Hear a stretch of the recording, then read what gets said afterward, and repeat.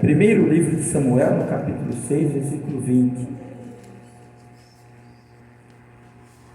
Está escrito assim: Então disseram os homens de Bet-Semes: Quem poderia subsistir perante este santo Deus, este Deus santo? E quem subirá de nós? E enviaram, pois, mensageiros aos habitantes de Kiriat-Jearim, dizendo: Os filisteus remeteram a arca do Senhor. Descei, pois, e fazei-a subir para vós. Aí o capítulo 7 é a continuação, disseram assim, o versículo 12 diz assim: E sucedeu que desde aquele dia a arca ficou em Kiriat-Jearim, e tantos dias se passaram até chegaram 20 anos, e lamentava toda a casa de Israel pelo Senhor. Os irmãos podem tomar os seus lugares? Falar. Se eu gritar muito aí eu tiro o coisa, mas eu não vou fazer isso não, senão eu não vou sarar. Meus irmãos, ontem eu estive ali num aniversário, e aí eu encontrei uns irmãos ali da igreja que já fazia um ano que eu não via eles ali. A gente conversando, eu falei assim: meus irmãos, você quer saber de uma coisa? Você tem que entender que Deus não está nesses lugares. Deus não está ali. Eu garanto para você que Deus não está.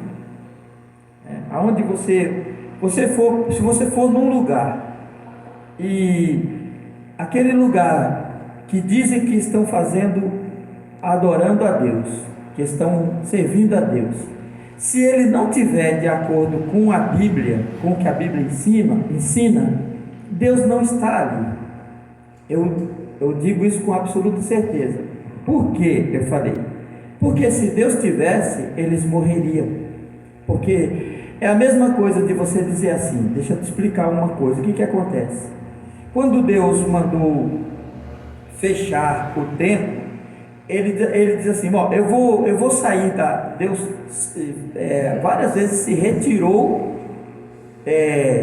do meio do povo para não destruí-lo. Tipo assim, se eu ficar aqui eu vou destruir vocês, então eu prefiro me retirar. E ele falou essa mesma coisa. Essa é uma atitude humana. Nós fazemos isso, nós agimos dessa maneira.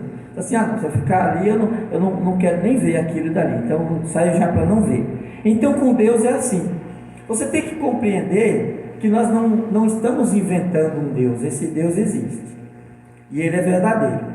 E eu garanto para você que depois que eu leio essa palavra, o que eu leio, o que eu tenho para dizer para você nesses poucos minutos ali, você vai entender o que eu estou dizendo. Você vai mudar? Não sei. Você vai aceitar? Não sei. Mas você vai ouvir. Você vai ouvir e você vai saber por que Deus não está. Como é que você sabe que Deus não está? Porque a Bíblia ensina isso.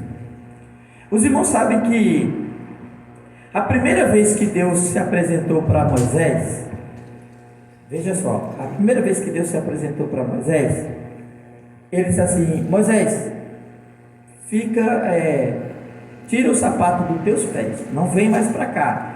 Chegou uma certa distância, Deus disse assim: fica aí onde você está, não vem para cá, porque o lugar que você está é santo, a terra que você está pisando é terra santa. Por quê? Porque eu estou aqui. Aonde Deus está é santo. Então ele parou ali mesmo: tira o sapato dos teus pés, porque essa era uma forma que Deus exigia dele. Vou contar bem rapidinho, não vou nem ler a Bíblia, vou falar assim para os irmãos entenderem. Hoje eu estou falando a respeito de um objeto que existia no templo, que era a Arca da Aliança. Era uma coisa mais ou menos daquele tamanho ali, a Arca da Aliança. É isso que eu vou falar hoje para os irmãos. Os irmãos vão sair daqui assim, eu acredito, maravilhado no seu coração. Você vai sair pronto para ser abençoado por Deus lá fora. Se você entender essa mensagem, sua vida, eu estou dizendo, não estou repetindo, não é um chavão, eu não costumo dizer isso, mas sua vida vai mudar a partir de hoje, se você colocar isso aqui que eu vou dizer para você em prática. Lá adiante, Moisés diz assim: Senhor, me mostra teu rosto. Moisés falava com Deus cara a cara, tipo assim, mas ele só via a voz dele naquela nuvem, e Deus falava, ele ouvia. Ele disse: Senhor, me mostra o teu rosto.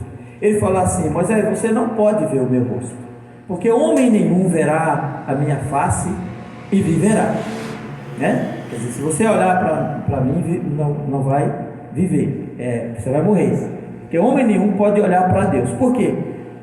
Porque a santidade de Deus é uma coisa extraordinária. Os olhos que contemplam o pecado não podem olhar para Deus. Você já pensou que coisa extraordinária? Você sabia que nem todo ser humano verá a Deus?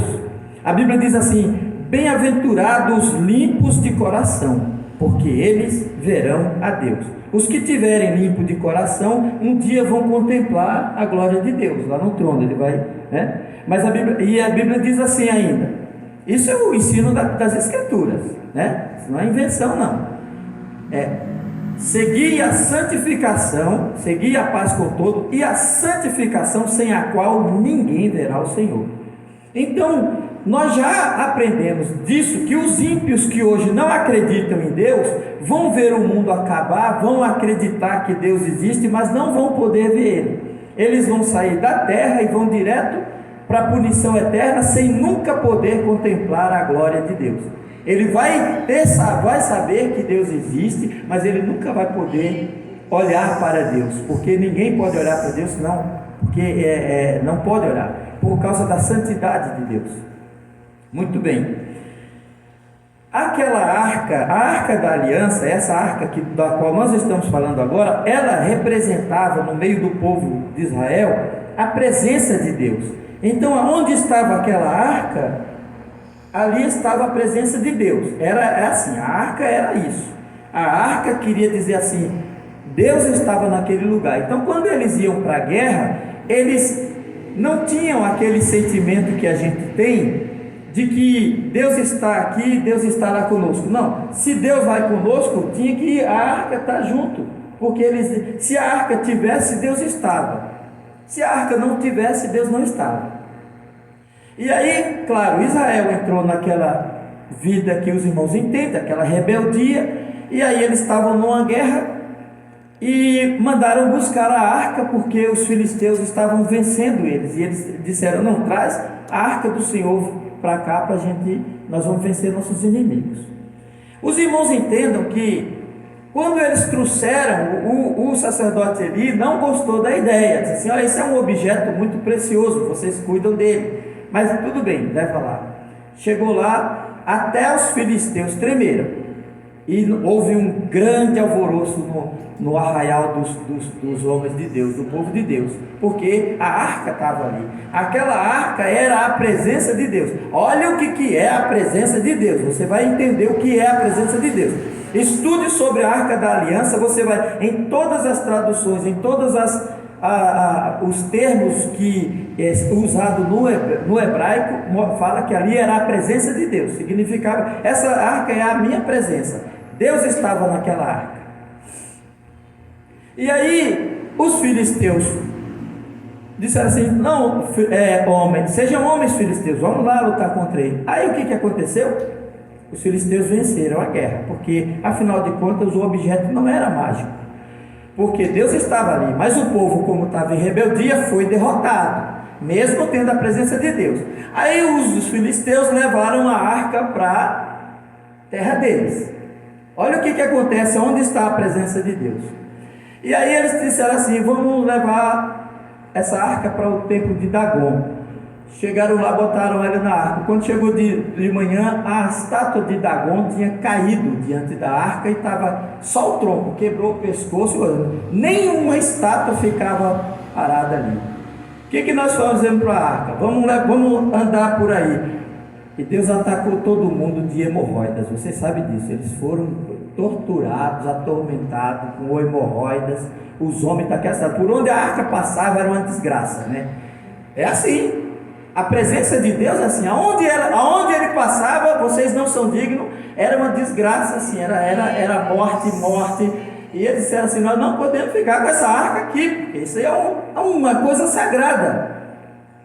Uma coisa sagrada tem que ser tratada com respeito. E aí eles pegaram os filisteus. O que nós vamos fazer? Não, vamos fazer o seguinte: vamos pegar um carro de boi, vamos botar essa arca em cima e tangê-la para bem longe daqui. Vamos ver para que lado que ela vai. E se ela for para qualquer outro canto, é porque isso foi por acaso que aconteceu conosco. Mas se ela for retinho em os termos de Israel, é porque a mão de Deus está pesando sobre nós. E aí botaram lá e ficaram olhando. E lá vai o carro de boi subindo direitinho, foi parar em Israel. Isso era a mão de Deus mesmo contra ele. Entendeu? Então Deus, por causa da rebeldia do povo, não abençoou o povo e ainda castigou todo ímpio que mexia naquela arca. Não se brinca com a presença de Deus, né? Então eu digo, e eu vi coisa extraordinária que a irmã, a esposa do amigo meu, me contou, coisa que eu não sabia, eu fiquei apavorado também. E eu digo, olha, é isso aí. Quando a gente está num lugar onde a gente pensa que está servindo a Deus e não está servindo, porque Deus não está ali, porque se Deus estivesse ali, matava todo mundo, né? Porque ele não está, ele se retira, ele sai fora. É assim que vocês vão ficar, então eu vou embora daqui, né? Os incomodados que se mudem. Deus sai mesmo, Deus se retira. Deus se retira de nós, não retira? Ele não retira o espírito de nós, vou embora, eu não vou ficar dentro desse corpo. Você vai andar direitinho ou não? Então eu vou sair daqui. E ele sai de lá. Saiu de Saul, não foi assim? Retirou-se de Saul. Por quê? Eu não vou ficar. Você vai ficar fazendo maldade, eu não vou ficar aqui. O seu corpo é templo do Espírito Santo, é a morada de Deus. Se você não cuidar dele, ele se retira, vai embora. E aí vem o diabo e toma conta dali. O que aconteceu então? Aí, quando os cidadãos de Bet-Semes viram a arca, ficaram todo mundo feliz, alegre. Lá vem a arca do Senhor. E aí a Bíblia diz que Deus feriu o povo, né? Ora, o Senhor feriu, versículo 19: o Senhor feriu os homens de Bet-Semes, porquanto olharam para dentro da arca do Senhor, e feriu o Senhor 50.070 homens. Ora, 50.000 homens morreram por pura curiosidade, porque eles olhavam para dentro, eles não podiam olhar, aquele é sagrado, é santo. A santidade de Deus é uma coisa extraordinária, meus irmãos. Você não pode tratar Deus de qualquer forma, Ele existe. Eu estava hoje na frente do meu portão, meu Jesus, se alguém me viu lá fora, achava que eu estava doido. Eu bati a palma: Deus, Deus do céu, que bom que Tu existe, meu Deus, que coisa boa. Eu vivo porque Tu vive, meu Deus. Eu vivo porque Tu existe, Tu vive, por isso eu existo. E as pessoas não compreendem a grandeza desse mistério, que Deus não é uma coisa, Deus não anda sambando no meio do povo. Irmãos, a gente tem que ter respeito. Deus exige reverência. A tua casa, Senhor, convém a santidade. Guarda o teu pé quando entrares na casa do Senhor, é o que diz a Bíblia. Ou você faz isso, ele se retira, porque se ele não se retirar, vai começar a matar as pessoas. Isso é uma coisa tão tremenda, essa questão aí, que estudando essa palavra hoje, eu não tinha nem intenção de pregar, eu ia passar para o pastor Efísio, se ele estivesse aqui, então nem tive tempo de ler direito. Uzias, o rei Uzias, entrou no templo para oferecer sacrifício. Os irmãos sabem dessa história do rei Uzias. E os sacerdotes disseram assim: tu não pode entrar dentro desse templo para oferecer sacrifício. Eles disseram assim: vocês não entendem de nada. Chegou lá, quando ele chegou na frente do altar, a lepra atingiu a testa dele e o homem ficou todo leproso na hora. E os sacerdotes saem daí, e a Bíblia diz que ele próprio saiu correndo daquele lugar, porque Deus atingiu ele de lepra. Você não pode, a santidade de Deus não se brinca, porque Deus estava ali naquele lugar. Os sacerdotes eram santificados para ministrar na presença de Deus, eles tinham que se santificar para estar ali, porque senão morria, vocês sabem disso. Por que não morre? Por que na igreja acontece? Porque Deus não está lá, meu Jesus do céu, você não entende? Ele não está lá.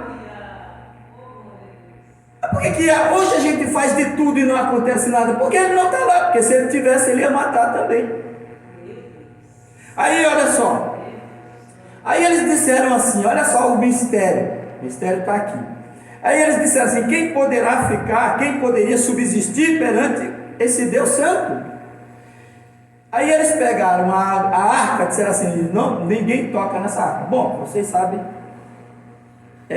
dessa história. Aí levaram para, consagraram um sacerdote e levaram para a casa dele e disseram, cuida dessa arca aí, que ninguém quer saber disso. Aquele objeto, a presença de Deus, era motivo de desgraça e de maldição para quem chegasse ali. Mas Deus é bom. Mas a quem não queria ter um objeto daquele dentro de casa? A presença de Deus. Mas eles não estavam em condições de ter a presença de Deus. Aí levaram, ficou 20 anos, aquela arca ficou na casa de um homem lá. Não aconteceu nada, Deus não matou ninguém, mas também não fez nada, não abençoou, não fez nada, ninguém mexia, né? Tinha até medo de chegar perto daquilo ali. 20 anos depois, Davi diz assim, eu estou contando a história da arca, tá? Que é uma coisa que eu não costumo fazer, mas eu estou contando para vocês. Eu não gosto de ficar narrando a Bíblia, mas eu vou, pelo menos eu não vou ler para depois narrar tudo de novo, né? E aí o que aconteceu? Davi foi buscar a arca. Não, agora eu sou o rei, vamos trazer a arca e botar em Jerusalém, no templo de Deus. Vamos lá. E foram lá.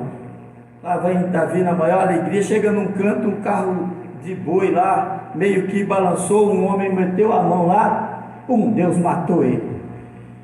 Opa, Deus começou a matar de novo, não era para tocar. Vocês estão fazendo errado. Agora veja só, pense bem comigo. Você chega aqui no lugar, você pega um salão desse, coloca um púlpito, coloca umas cadeiras, coloca ali, faz uma igreja. Pois é, Deus está ali. Eu digo uma coisa para você, se você abrir o seu celular e entrar numa chamada igreja inclusiva, você é capaz de chorar. Eu já fiz isso. Oh, que clima espiritual. Os homens abraçaram. Oh, como é que estava cantando o hino que a gente canta? É muito bonito. Aquele clima. Olha que coisa linda, tá vendo? Pastor, isso está sendo gravado, né? Mas não tem problema. Homossexual, todo mundo cantando lá perto que ele está, o Senhor. Oh, o clima espiritual. Você pensa que era de fazer inveja essas badernas que a gente vê por ali, porque é tudo bonitinho, arrumado, cortina, enfeite, tudo na maior reverência, mas tudo naquele jeito, como você sabe. Aí você diz assim, isso aqui vai, qual a diferença? Deus está aqui. Não está, não é assim. E aí Deus diz assim, por que Davi diz assim, meu Deus, eu não posso levar essa arca, quem é que vai poder tocar nisso aí? Eu não quero essa arca também. Chamaram o sacerdote, disseram, devolve essa arca para lá. Aí tinha um homem que era estrangeiro, ele nem era, o nome dele era Obed-Edom. Sabe por que eu me lembro? Porque essa história, tem um capítulo naquele livro Força da Minha Vida, que eu conto essa história ali, por isso que eu estou me lembrando. Obed-Edom, ele era um estrangeiro, então assim, sabe uma coisa, vamos largar essa coisa aqui, ó, fica aqui na tua casa com essa arca aí, até a gente resolver. Como que diz assim, ó, cuida dessa arca aí, Obed-Edom. Obed-Edom não era judeu, ele não era sacerdote, não era nada, ele era um estrangeiro, colocaram lá. O que aconteceu? Em 6 meses, Obed-Edom começou a ter aquilo que todo crente gostaria, começou a ficar rico. Obed-Edom começou a ficar rico, de repente as colheitas dele aumentaram, as ovelhas, e o homem arrombou dinheiro, e derrubou a casa, e fez um palacete. E de onde esse homem está tirando tanto dinheiro, meu Deus do céu? O homem começou a ficar rico em 6 meses. 6 meses o homem cuidando da arca de Deus na casa dele. Uma coisa que o sacerdote por 20 anos, eu acho que ele não ganhou nem 1 quilo de farinha de Deus. E aí agora o Obed-edom está rico, foram lá, Davi, o homem, ficou rico. É incrível, quem? O Obed-edom, ele está rico, está abençoado assim, ó. Vai lá ver ele. Aí, não, então vamos buscar a arca. Você viu, meus irmãos? É uma questão de você saber lidar com as coisas de Deus. É uma questão de você saber lidar com as coisas de Deus, saber respeitar, saber amar. A ti que ser um sacerdote, não, ele era um homem ignorante. Ele não entendia nada dessas coisas, mas certamente ele honrou a presença de Deus. Ele não sabia, ele não era um sacerdote, ele não era uma pessoa que entendia de lei, de nada, mas ele honrou, ele cuidou, ele guardou, ele abriu sua casa para guardar aquele artefato, aquela coisa, aquela caixa que ninguém queria porque só trazia desgraça e maldição. É só uma questão de você saber lidar com as coisas de Deus. Quer receber resposta da sua oração? Aprenda a orar. A Bíblia diz: vocês não pedem porque vocês não recebem, porque não sabem pedir. Acabou a história. Aprenda a orar, aprenda a se humilhar, aprenda a respeitar, aprenda a entender que Deus não é que nem você nem eu. A honrar a presença dele, dizer: o Senhor é santo, é bom, é maravilhoso, e ter por ele o respeito que tem. Aí Davi, tá, mas como é que a gente traz? Agora vamos fazer direitinho. Vocês viram que tem uma maneira certa de fazer a obra de Deus, não tem? Por que Deus feriu aqueles homens ali? Porque não era para carregar, a arca não era para ser carregada daquela maneira. Quer dizer, nada aconteceu. Deus mandou carregar essa arca desse jeito? Não. E por que vocês estão carregando assim? Porque nada aconteceu, ninguém morreu ainda. Você está entendendo o que eu estou te dizendo? Você está numa igreja, Deus está operando. Que Deus que está operando lá? Só se for o demônio, porque a Bíblia diz que o povo de Israel oferecia um sacrifício aos demônios pensando que era Deus, mas não era. Mas vocês não sabem como é que carrega. E Davi, tá, e como é que a gente faz para trazer? Você tem que trazer direito. Como é direito? Você consagra os homens, você pega uma vara, coloca ali, elas têm umas argolinhas ali, não tem? Do lado tem, a gente bota as argolas e você se consagra e não toca nela, nem olha para ela, mas pega a vara sem tocar nela e vai, faz direito que dá certo. Aí a pessoa vê uma igreja, acha que é tudo igreja, Deus não está aí. A obra de Deus tem que ser feita conforme a vontade de Deus, se a gente quiser dizer que está servindo a Ele.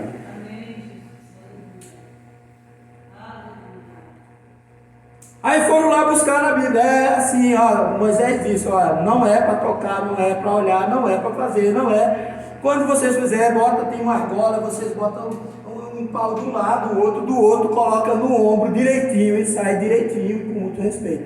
Ninguém vai morrer. Fizeram isso. Davi consagrou, chamou, fez direitinho, e Davi entra na cidade de Jerusalém, pulando de alegria. E a história, meus irmãos, para encurtar essa parte aqui e para entrar em outros detalhes, nunca houve um rei mais poderoso do que Davi. A cidade de Jerusalém nunca foi tão próspera, tão abençoada, e ele amontoou tanto dinheiro, tanta riqueza, porque para os judeus a bênção de Deus é a prata, é o dinheiro, é o ouro. Eles tinham tanto dinheiro que Davi disse assim: eu vou construir um templo para ti, Senhor. Eu disse: não, você não, porque suas mãos estão cheias de sangue, você guerreou muito. O teu filho depois, olha, até isso, para fazer as coisas de Deus, está vendo? Você guerreou, você matou muita gente, eu não quero que você faça esse templo para mim, não. Deixa para o teu filho. E aí foi Salomão que construiu ali. E ninguém sabe o ouro que existia para aquela obra ali, né? Nunca, ninguém jamais fez uma coisa igual àquela, nunca. O templo de Salomão era a coisa mais maravilhosa que existia no mundo, porque tudo ali era ouro, era prata, eram as coisas mais caras que existiam. E eles viram a glória de Deus. E quando a glória de Deus desceu ali naquele lugar, o que Deus falou? para eles. Assim, ó, eu vou ensinar uma coisa para vocês. Se o meu povo, que se chama pelo meu nome, vamos usar essa palavra, andar direitinho, mas ele vai dizer assim, ó, se humilhar, orar e buscar a minha face e se converter dos seus maus caminhos, não vem para cá fazer bagunça. Quando ele chegar aqui, na minha presença, nesse lugar que se chama pelo meu nome, eu ouvirei do céu, perdoarei os seus pecados e sararei sua terra. Esse é o lugar. Qualquer lugar, não é esse templo. Pode ser na sua casa, pode ser na garagem do Manuel, do José, da Maria, de quem quer. Se fizer assim, ó, nós estamos aqui para adorar a Deus. Nós estamos aqui para buscar Deus. Eu estou com um problema, Senhor, quando alguém tiver com fome e ele chegar aqui e disser isso para ti, ouve tu desde o céu e dá comida para ele. Se um homem estiver perdido, sem saber para onde vai, quando ele chegar aqui que ele te perguntar, ouve tu do céu e dá uma direção para ele. Se um homem estiver procurando uma mulher e não achar, e ele chegar aqui, eu não consigo achar a mulher que eu quero me casar, ouve tu do céu e dá uma mulher para ele. Era essa a oração de Salomão. Atender às necessidades do povo quando ele chegasse naquele lugar para orar. E Deus repetiu, eu farei isso, Salomão. Eu ouvirei dos céus, perdoarei seus pecados e sararei sua terra. Da Universal, eles ficavam muito nisso daí, né? Dizendo que os crentes, para que você está numa igreja que você não vê resultado? Não vê resultado. Aí inventava aquelas coisas. Por quê? Porque de fato eu acho que a gente só pode saber se está fazendo as coisas direito se nossa vida começar, se a gente ficar bem. Ok, saúde, dinheiro, felicidade, prosperidade, tudo isso são elementos que Deus mostra que a bênção de Deus está com ele. Agora vamos pensar. O que acontece quando nós estamos no lugar errado, fazendo as coisas erradas? É isso, irmão. Aonde não tem a presença de Deus, aonde a gente não busca a graça de Deus, o diabo toma conta. Aí a vida das pessoas fica tudo ali, o resultado está ali. O resultado é o que conta. É o que conta ou não é? Quem sabia que a arca estava abençoando Obed-Edom? Porque a vida dele começou a ser abençoada. A vida dele era um fato. Ele era mas tinha que ser o sacerdote? Não. Deus valoriza a humildade, Deus valoriza a fé, Deus valoriza o amor, Deus valoriza. Aí você, mas a gente tem que ser santinho. Não tem que ser santinho, nem tem que ser santão. Você tem que saber como lidar com Deus. Vai chegar na presença de Deus, chega te humilhando, cabecinha abaixo. Nada de botar Jeová na parede, né, Reginaldo? Porque você nem sabe quem é Ele. Você nem sabe. Você nem sabe. Você não sabe. Irmãos, eu vou dizer uma coisa para vocês. Eu quero viver. Eu quero viver eternamente. Eu quero viver por uma razão só. Eu quero olhar para Deus. Eu quero ver Deus. Eu quero admirar sua grandeza, sua obra, seu poder, sua majestade, sua força. O brilho da sua glória. Aquele fulgor que nasce dele. Onde os ventos e o mar obedecem à voz de Deus, o sol escurece, tudo se curva aos pés do Senhor, e o homem mas não precisa, isso não vai ficar impune. A gente diz assim, como é que vai ser então? Nós vamos lá para o inferno, né? A gente vai ficar lá, você não vai perguntar nada lá, quando você estiver lá dentro, a tua mente será aberta. O homem usa 10% da cabeça dele, Deus vai abrir a 1000%, agora você vai entender por que você está aí. Agora eu estou entendendo por que eu estou aqui. Agora eu entendo por que o castigo tem que ser eterno. Agora eu entendo, isso que Deus está fazendo é perfeito. E sabe o que ele vai estar dizendo? Eu mereço. Só que agora é tarde.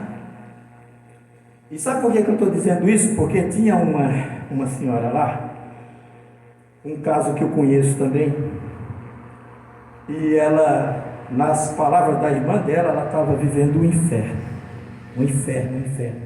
Passou uns problemas, pagou umas dívidas, acho que teve até na cadeia, mas está em casa agora. Acabou. O sofrimento é tão grande que a pessoa pega um aspecto de uma pessoa derrotada. E ela ainda diz assim: eu estou pagando pelo que eu fiz. Viu só? Estou pagando. Tá, e por que você não descansa? Porque não tem descanso. Você sabe por quê? Por que você não se arrepende? Vai me arrepender de quê? Como é que uma pessoa vai se arrepender? Irmãos, o que a gente faz de errado, que não dá para desmanchar, meu amigo, é melhor você nem se arrepender, porque se você não vai poder desmanchar, você vai morrer pensando. Você vai fazer, sabe o quê? Você vai fazer que nem Judas. Eu falo para alguns jovens, alguma pessoa, dizer: você vai fazer isso, né? Tá bom, você faz. Mas não se arrependa, porque se você se arrepender, você vai precipitar a sua morte. Você vai fazer como Judas. Você não vai ficar nem com dinheiro, nem com nada, vai jogar tudo fora, vai correr, vai se matar para apressar o seu sofrimento e a sua punição, porque nem você se perdoa. E aí, irmãos, a gente vê a juventude perdida, às vezes dentro da igreja e tal. Meu irmão mesmo fala: Ronaldo, falei tanto para minha filha, chega um com uma tatuagem aqui, outro com uma tatuagem. Para que tu está fazendo isso, guria? Por que tu faz isso? É porque todo mundo tem, é isso mesmo, é ali que você vai aprender. É bom que você não se arrependa, porque se você arrepender, é só você tirar o couro fora. Não é o caso de você pegar uma pessoa na rua, que nunca conheceu nada, e ele se converte, aí é uma coisa. Mas um crente, dentro de uma igreja, fazer esse tipo de coisa, porque todo mundo faz. E aí você vai olhar, o que? Olha para a maioria desses jovens dali, todo metido em drogas, em coisa, e prostituição, e coisa. O que vai ser dessas pessoas? Aí resta o sofrimento. Meu Deus, por que eu oro tanto? Porque você ora errado. Meu Deus, eu tanto que te pedi, tanto que eu te falei, tanto que eu te falei, tanto que eu te falei. Você escutou? Não. Quando você fala, eu também não escuto. Não é assim? Jesus diz assim: olha, eu estou falando com você. Se você não escutar, o dia que você clamar por mim, você vai gritar e eu também não vou escutar. Está escrito aqui. Quem não sabe onde é, no livro de Provérbios, capítulo 1 e 2, assim, ó, a sabedoria está ali, ela clama, ela fala de dia, ela fala de noite, nas esquinas da praça, você vai para ali, ela está falando, você vai para ali, ela está dizendo, mas se você não escutar, você vai cair nessas armadilhas, e quando você vier atrás de mim, vindo o vosso terror e a vossa desgraça, eu me rirei de você também. Deus tem sentimento, irmãos, que nem a gente. Deus tem sentimento. Deus não gosta do desprezo. Deus não gosta de ser desprezado. Deus não gosta de ser preterido, trocado por outras coisas, colocado. Outro diz assim: quando eu comprar um carro eu vou para a igreja. Vou anotar na minha cadernetinha, vou ver você chegar na igreja quando você tiver um carro. Quando a gente está acertando as coisinhas, quando tiver tudo direitinho, aí eu vou andar direitinho. Vai sim. Não vai não? Não, eu estou dizendo que vai. Você precisa ler a Bíblia. Você tem que entender que Deus é muito mais inteligente do que nós. Que a sabedoria de Deus é maior. A loucura de Deus é maior do que a sabedoria dos homens. Ninguém vai enrolar. Ninguém vai desdenhar de Deus. Os anjos pedem licença para estar na presença de Deus. Os anjos temem ao Senhor. Eles não falam nada, eles têm medo. Nós nunca vimos, né? Nós nunca vimos o Senhor. É bom começar a temer agora. O dia que ele apareceu, assim: Senhor, eu imaginava que era mais ou menos assim. Então, por favor, tenha piedade de mim. Não, fica de lado. Meu Deus do céu. Não é com você. Não é com você. Fica de lado. Eu espero assim, irmão. Você também tem o direito de pensar. Cada um de vocês tem direito. O que você faz? Ou o que a gente faz não tem valor. Ou eu vou dizer assim: então eu vou fazer tudo errado agora, porque eu olho para os ímpios, eles estão todos se dando bem, e eu me dando mal, olho para aquele, aí eu vou fazer? Não, eu não faço isso. Ainda que o ímpio junte e fique rico, todavia eu quero temer a Deus, temer ao Senhor, ter sabedoria. Eu vou morrer, eu não preciso esperar Jesus 100 anos. só mais alguns anos aí. Eu vou esperar, porque se ele não vier, eu vou ao encontro dele. Você também vai de um jeito ou de outro. Essa é a questão, né? Agora, irmãos, essa é a obra de Deus. Vamos ter culto de jovem? Vamos. Vamos cantar com alegria? Vamos. Vamos louvar a Deus? Vamos. Vamos pular? Vamos gritar? Sim, eu não faço isso porque eu não tenho. Depois eu fico com vergonha. Vocês que, se vocês não tiverem vergonha, pode pular. Né? Porque é correto. É sua alegria, seu prazer. Agora não vamos, né, pegar e inventar coisa para agradar o jovem. Não, você tem que arrumar coisa para agradar a Deus. A tua vida vai ser abençoada, a igreja vai ser abençoada, você vai ser abençoado. Você vai dizer assim, ó, desde quando eu comecei a fazer assim minha vida começou a mudar. Quando eu tinha 13 anos lá em Brasília, 16, 17 anos, trabalhava no açougue do meu irmão Rinaldo, e eu tive umas atitudes assim, que eu dizia assim, olha, Deus está começando a me abençoar, e estava mesmo. E aí, eu nunca falo sobre isso, mas eu vou falar para os irmãos não ficarem pensando o que era que o Ronaldo fazia. Nada, eu ia na igreja, eu ganhava por semana, eu ia lá, e eu disse assim, eu vou começar a contribuir ali. Não estou falando isso por questão nenhuma, quem me conhece sabe que não é assim. Aí passou-se um mês ali, eu comprei uma bicicleta. Passou outro mês, eu comprei uma televisão. Meu pai nunca pôde comprar uma televisão, eu comprei uma televisão. E aí eu vi que Deus realmente abençoa. Agora, se eu ficar assim, apostando, eu vou dar dinheiro para Deus me dar mais, talvez não funcione. Mas algo espontâneo, quando é feito direito, quando é feito da forma correta, da maneira correta, é gratidão. Gratidão a Deus, não espera nada disso e você vai começar a ver a tua vida sendo abençoada. O maior medo que eu tinha na minha vida era de não me casar e de não poder sustentar uma família. Eu era jovem, eu entrava, eu chorava, eu disse, meu Deus, como é que eu vou casar? Eu não tenho emprego, o pessoal só quer me pagar salário mínimo, O que o homem vai fazer com salário mínimo? Né? Eu me casei, aluguei um apartamento, só fiquei lá 2 meses, era só para enganação, né? Depois eu corri, entreguei, não podia pagar, fui morar na casa do meu pai, da minha mãe, com a Ivana, ela sabe disso. E um homem, um dia, o Zé Rodrigues, Reginaldo, tu conhece, ele disse assim, Ronaldo, tu não te preocupa, porque Deus é bom e é fiel. Quando o homem se casa, Deus abençoa ele, porque ele tem uma família, e Deus te colocou na frente, como ele nem crente era, né? Não era crente. Você vê que Deus tira a água das pedras. Você vê que as bênçãos de Deus vêm de onde você menos espera. Um homem simples. Você sabe por quê? Porque você é o provedor, você é o marido, você que tem que cuidar da sua mulher, você que tem que cuidar do seu filho. Então quando tu se casar, aí Deus vai te abençoar. Eu digo, então vamos me casar agora. Tem aquelas pessoas que se preparam primeiro, vai primeiro, não, primeiro arruma coisa, vou arrumar a casa, vou arrumar isso. Eu disse, não, eu vou arrumar primeiro a mulher, depois essas coisas vêm.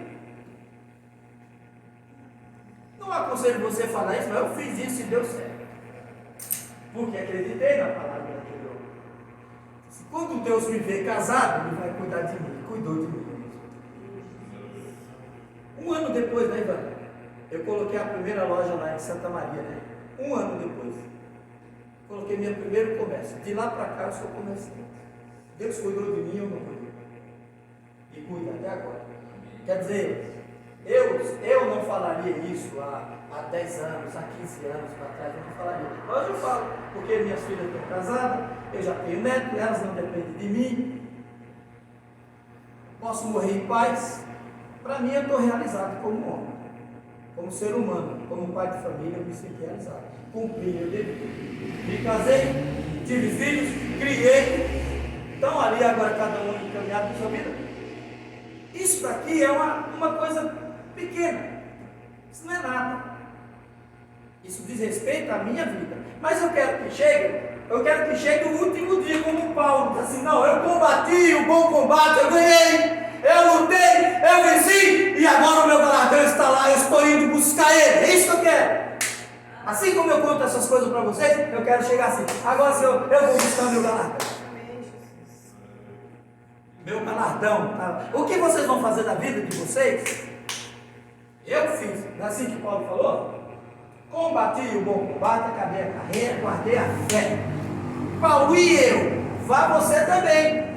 Vá lutar. Vá fazer. Para quando você for morrer, você poder dizer que nem eu estou dizendo. Que minha recompensa eu vou buscar. E ele estava pronto para ir para a guilhotina, né? Vocês sabem disso.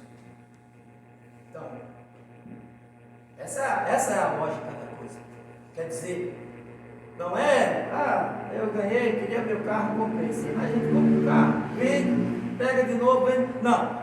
Enquanto a gente está jogando, a gente não comemora, só quando termina o jogo, tá bom? Se coloca de pé, em nome de Jesus.